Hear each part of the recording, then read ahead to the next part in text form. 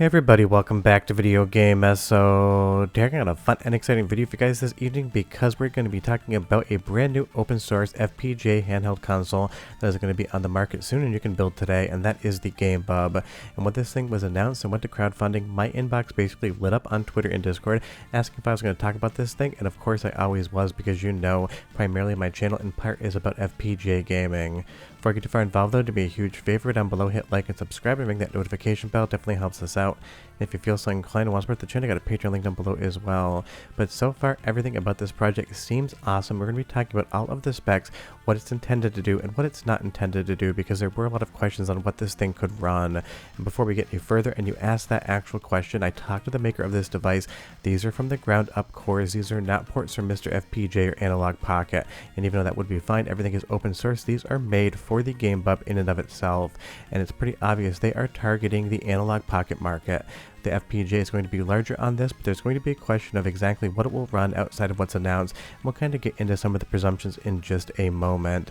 And the maker's also going to send me a prototype device maybe in a week and a half so I can get this thing in front of the camera and actually show off what it does even in its unfinished, at least in this instant state. So definitely look forward to seeing that as well. And you're seeing footage from Game Bub's YouTube right now. I checked with them before I used it and they knew I was making this video, but honestly this is something that I think the FPGA gaming market could use, because as good as Analogue Pocket is, there's definitely a place for competition in the market, and the more FPGA gaming devices out there, the better. It just brings more people under the FPGA umbrella, and if you know me and you know the channel, I'm always advocating for more FPGA gaming, not less. So this is definitely something that will be fun to look forward to, but let's get into some of the specs and details. So basically what this is a fully open source FPGA handheld console, so much so, and I'll show in a bit, you can go onto the GitHub, grab the PCB build files and order yourself an unpopulated PCB and then basically build it up, even getting the case printed, which is a ton of fun. This is about as open source as you can possibly get, from the code to the PCB design to everything else. And you'll see here it's going to run about $249 to $299, which may be a little bit on the high end, but honestly there is a ton of work in this thing. You can tell me down below if that seems like a fair price or not. I understand that everyone has their own barometer on what they'd like to spend, but I really appreciate this thing's got 2 different battery cells and it giving you 14 hours of gameplay. Kind of feels like an original Game Boy where you just popped a couple double A's in there and somehow magically it lasted forever. And there is going to be a dock as well with video output, and it seems like that dock's going to be cheaper than what Analogue actually offers, but honestly all Analogue accessories are pretty high end when it comes to the actual pricing. And you'll see here the specification sheet, which we will get into more in depth later in the video, so I can explain exactly what's going on here. But obviously this thing is targeting Game Boy, Game Boy Color, and Game Boy Advance as far as that cart reader on the back is concerned. Then it is going to work with real cartridges as well as accessories, as Game Bub has shown us, but it's also going to be able to load up games via an SD card, so it isn't just for original hardware. Kind of the same ethos as the Analogue Pocket. You can bring your original carts, you can just load up files, and it is nice to have that versatility. And honestly, Game Boy Advance being one of my favorite handheld platforms of all time, definitely looking forward to trying this thing out in person. So you'll see here they're listing Game Boy Color and Game Boy Advance games as what's actually working in the core right now. I have no idea if they're going to bring any more cores over, but because this is fully open source, other makers in the community could start porting cores over.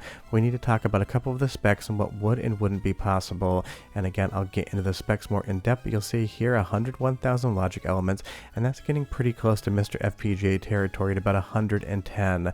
The thing though is, you're going to see here, if we go through the spec sheet, this is a different manufacturer of FPGAs. This is Xilinx, not Altera or Intel, so it's not that you can just drag and drop a core from MiSTer FPGA onto this device, and that's not even how it would work, and just load it up. You'd have to actually basically port it over. If we take a look at obviously the leading FPGA device on the market, MiSTer FPGA, as far as the logic is concerned, you do get close, and there is, from Taki Udon Retro, make a MiSTer FPGA handheld in the works. We haven't seen anything of that other than some renders. I think that's going to be a 2026 project for sure. But as far as logic is concerned, it isn't the end all be all of a specification sheet. Obviously having more logic is good, and having less logic is quote unquote bad, but it's one of those things that doesn't end up being exactly everything to a project. Now, if you take a look at the spec sheet here, you're going to see it's using 32 megabytes of RAM addressing to the FPGA. And that's going to be something that would limit some cores. Something like Neo Geo, at least on MiSTer FPGA, you need 128 megabytes of RAM installed if you're going to run every single game. And that's just because the ROM size is quite large and you have to store that and have it ready for execution by the FPGA code and the chip in and of itself. Now, is it possible that there might be some other creative way to work around this? There's always something, but it's one of those things, because it's focusing on Game Boy Advance, that 32 megabytes of SD RAM is going to be more than you could possibly need.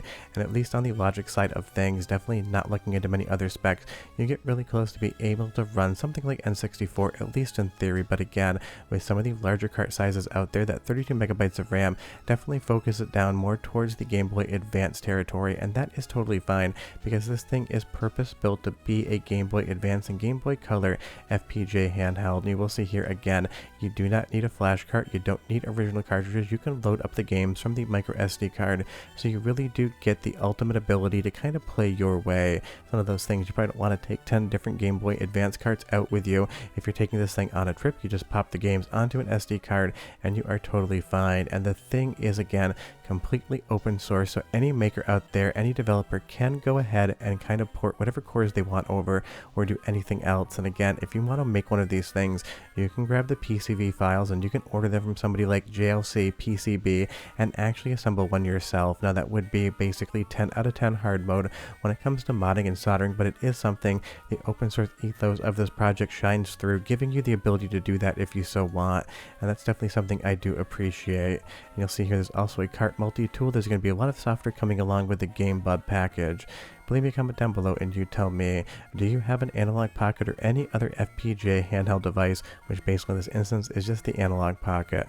There are 101 different software emulation handhelds out there, and a lot of them do an awesome job, but for FPGA and actually having handhelds, the market really is limited, and I definitely feel like there is space for another competitor here, the Game Bub definitely being one of those. And having Game Boy Advance on the go outside of original hardware would be fun, because unless you have a fully modded unit, it can be a little bit of a pain to look at the screen. Now, things like Super Nintendo I could absolutely see working on this handheld just based upon the cart size in the RAM and the overall logic. Now granted, I don't think you're going to be plugging in a Super Nintendo cart into the back. It is a cart reader for the Game Boy style cartridges, or even on the Sega Genesis side of things, at least in the logic measurements and the overall RAM, you would have something like Sega Genesis also be a capability, at least on paper. Now, I am not the project dev, I'm just going based upon information I know on specs, but there's other things that would need to be considered. But Game Boy, Game Boy Color, and Game Boy Advance not only are clearly going to work, they're already working and they're already reading off carts. And I know that's something that a lot of people like, being able to play the original collection of games if they so want to, or not having to and just using that SD card. It's always a nice option. And if we take a look at the block diagram here, you're going to get a lot of sense on how this thing actually works. The FPGA in conjunction with the MCU, all of the different silicon on board, and even the accelerometer and gyro and the real-time clock. You're going to get a lot of different features built in. And that's something that's really nice. Having that built-in rumble as well as the accelerometer and gyroscope are going to allow you to play all of the games via the files that you would want that would require that extra hardware that sometimes came on board with the actual cart in and of itself. And you'll see here, the developers are going to talk about the manufacturing plant and all of the logistics behind that, because honestly, a hobbyist project going to a full production run is a lot of work. I have a background, at least in previous careers, where I would deal with manufacturing out of China or other countries, getting things made in the tens of thousands, even hundreds of thousands, and it does take a deft hand to be able to actually deliver that. And they even talk about the risks and challenges of having to actually do this. So definitely, if you're interested in this, read that statement. It's one of those things. Definitely spend money that you just don't mind waiting on, because it might take a minute for this thing to actually come out. And if you go through the spec sheet, they have a comparison between the Game Bub, Analogue Pocket, Mod Retro Chromatic, and the funny playing Game Boy Color, so you can kind of see exactly what everything is going to do. And you'll see there that dock is going to be $59, not $100 on Analog side. But Analog accessories have always been extremely expensive, really maybe too much so in my opinion.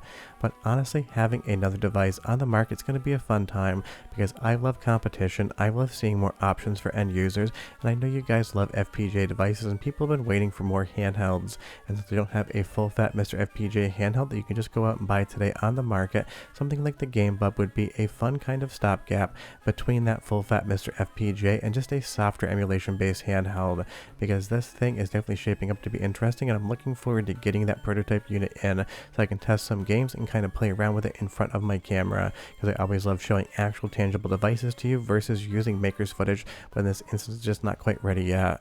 Leave me a comment down below and you tell me what you think of the project and whether or not you've heard of it. I would be curious. But we're done. Happy Friday. Hope you enjoyed the video. Go play some games this weekend and I'll see you next time. Bye bye.